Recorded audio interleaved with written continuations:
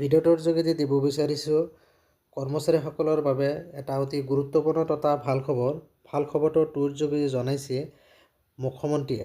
ফেব্ৰুৱাৰী মাহৰ দৰমহা সম্পৰ্কে আহিছে এটা ভাল খবৰ। তেখেতে টুইট যোগে উল্লেখ কৰিছে, ইয়াতে চাওক, Holi is a time of joy and togetherness as a gesture of appreciation for our dedicated state government employees. Salary schedule for the first week of March will be credited in 27th February itself. Wishing you and your families a vibrant and prosperous Holi.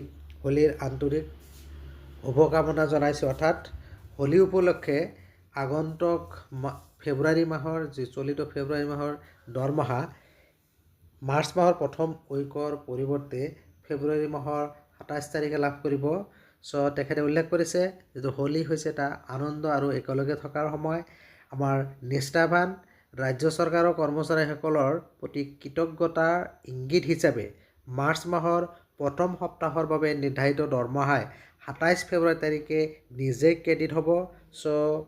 আপোনালোকৰ লগতে আপোনালোকৰ পৰিয়ালবৰ্গলৈ সজীৱ আৰু সমৃদ্ধিশালী হোলীৰ শুভেচ্ছা জ্ঞাপন কৰিছে। নিশ্চিতভাৱে এটা ভাল খবৰ।